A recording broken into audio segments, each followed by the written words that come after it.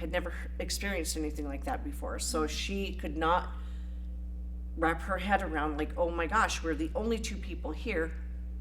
What did we just hear?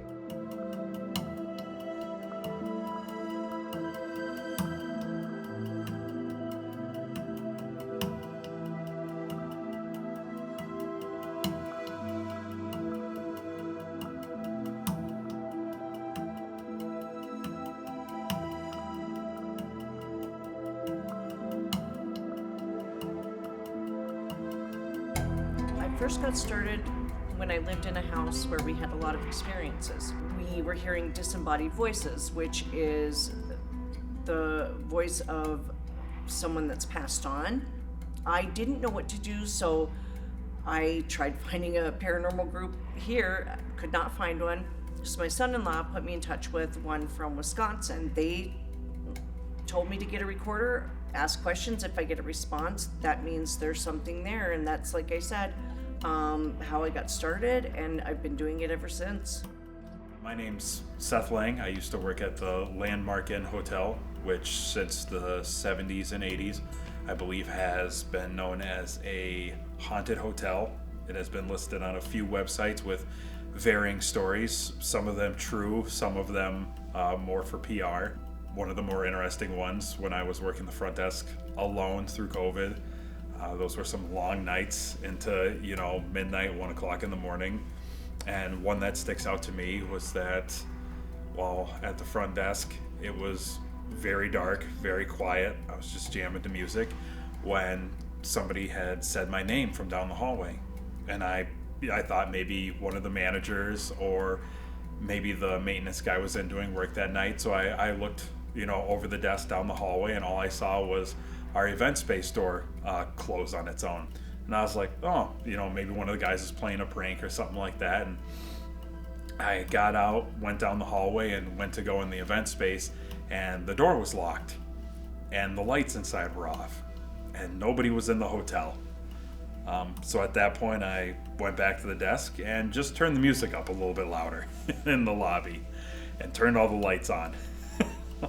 We have the haunted room with its own story, but notoriously there's one specific room that would always call all the time with, weird happenings, if you want to call them that. We did stay in the lilac room, which is reported to be haunted. I can assure you it is. We had set up a camera and a recorder in the room, went down and had dinner, came back up, decided to watch the camera and listen to the recorder, and we captured a disembodied voice. It was a male voice.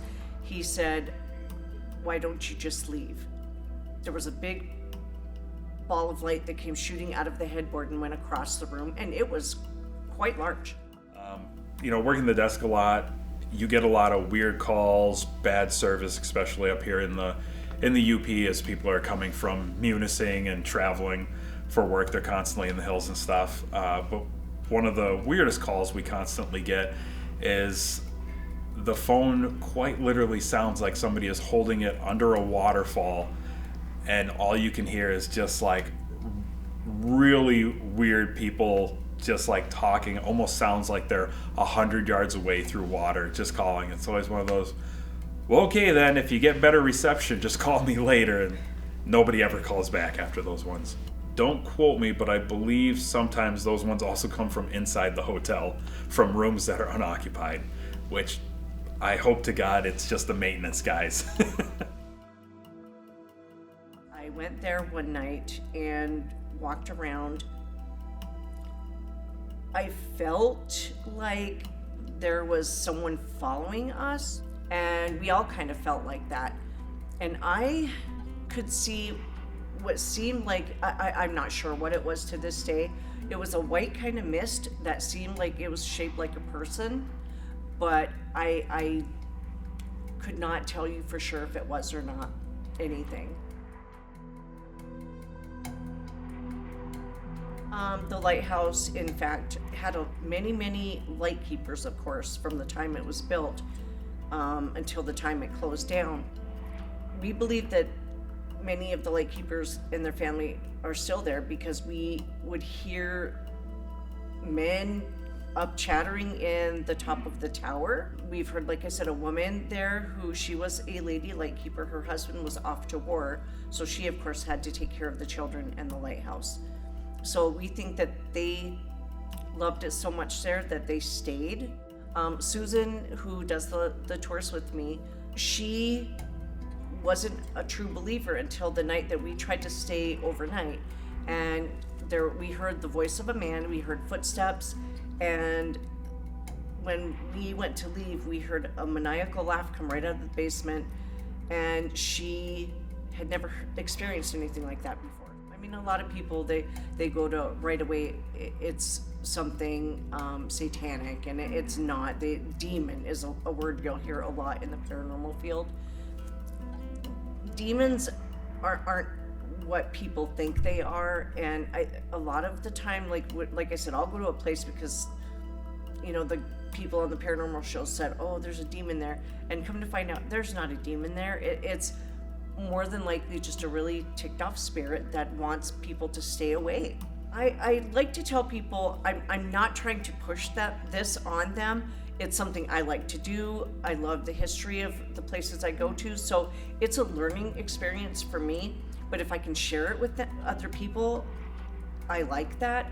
And if they don't believe in it, then I can't force them to. You know, go out and try to have an experience and see if it changes your mind. There are a lot of haunted places. I've done homes in Ishpeming, homes in Negaunee, a business in Ishpeming, and had experiences at all the places I went to.